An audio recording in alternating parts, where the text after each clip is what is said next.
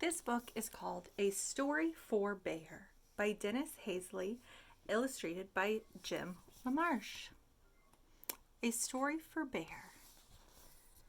There's a abandoned old letter there, and it says, "Dear Eliza, your father and I have been cheered by your letter. We picture you often, living near the woods where we summered.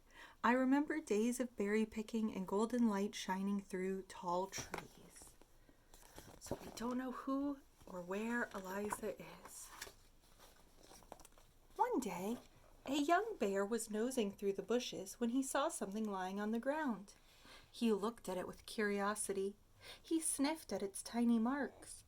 Then the bear took it in his teeth and brought it back to his cave.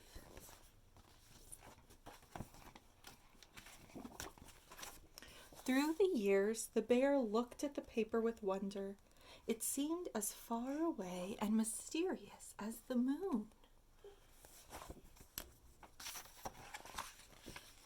One summer afternoon, the bear ranged farther than usual from where he lived.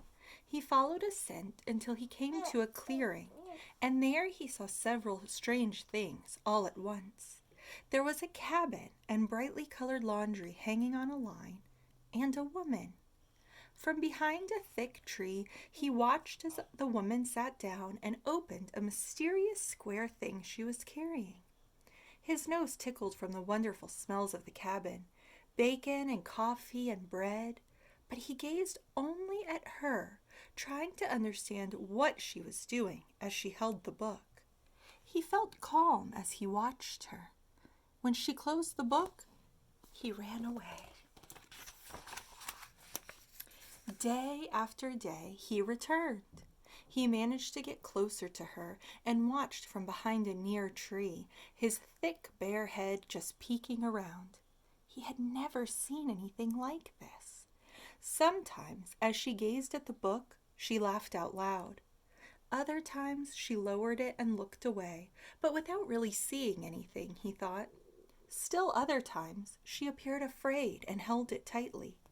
And once, when the sun slanted through the trees, he saw her place it gently on her lap and close her eyes. Later, she went into her cabin, and he lumbered slowly through the woods back to his cave. When he heard a blue jay call, he looked up quickly, because he thought for a moment it was the woman laughing. One afternoon, the woman was not in her yard. Slowly, his head moving from side to side, he walked toward her things. With one big paw, he knocked a book off the pile to land face down in the dirt. He pushed it with his nose and scratched at its brown cover with his claws, trying to turn it over. Finally, one of his claws caught under the cover, and the book flipped over, opened. The bear moved his nose forward. Then it closed again, and his head snapped back. Once more he tried, and this time it stayed open. He took 2 lumbering steps toward it and put his big head close. There on the page were row after row of marks, tiny marks, like those on the piece of paper in his cave.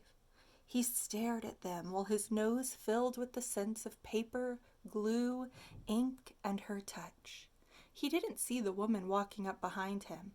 When he finally heard her, his head swung around. For a moment, their eyes locked. The bear pawed once more at the book, then turned and ran away. The next day, he saw the woman sitting in her chair, the book with the brown cover on her lap. She was looking into the trees, searching for something. When she finally saw him, she smiled. Come here, bear." After a while, he moved out from the tree, and then slowly he took a few steps toward her, with his big head swaying from side to side.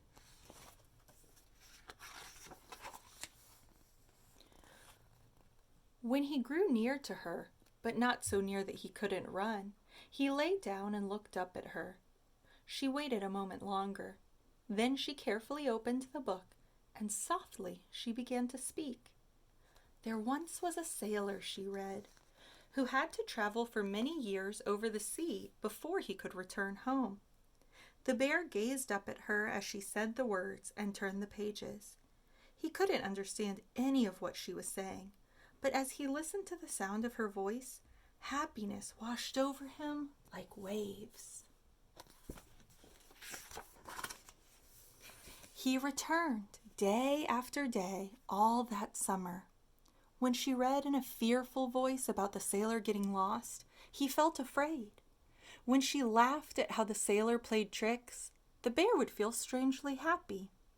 When she read of his love, the bear looked up at the woman with wide eyes and watched as her gentle mouth formed the words. All of the words she read made a story for her bear. Whenever she read, he felt the waves of mysterious feelings carried by her voice. Sometimes her voice was soothing and the bear grew peaceful, and sometimes she sounded excited or scared and his hair bristled and he gave a low growl. And sometimes her sounds were tender and he looked up at her and watched her fingers gently lifting a page and a page and a page. These feelings often stayed inside of him as he lumbered back to his world at the end of the day, and sometimes, in the babbling of a brook, he would think he heard her again and become quite happy.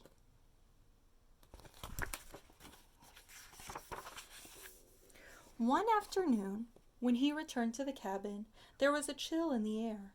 She put down her book, looked at the bear, and said, I wish you could read these books when I'm away for the winter." Then she smiled at him, and the bear, seeing her smile, felt lightness in his heart, and she began to read aloud again.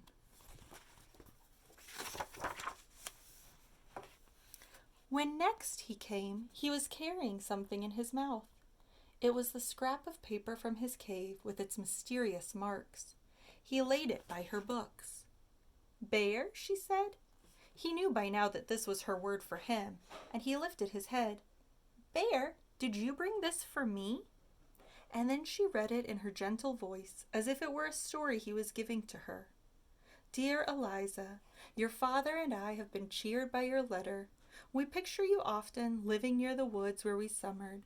I remember days of berry picking and golden light shining through tall trees." When the bear next returned, the leaves were changing color. When he reached the cabin, he saw what had changed there as well. She was not in her usual place, waiting for him. The bear walked into her yard, taking a few steps and moving his big head from side to side. He walked this way up to where her chair had been. There, under the tree where she usually sat, were her books. There were many of them, more than he had ever seen, lying on a cloth, fallen leaves and pine cones on their covers. She had left them for him, along with a piece of paper, as if she'd wished he could read it. "For my bear."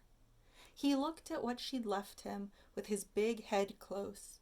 He understood that she had gone, as silence surrounded him.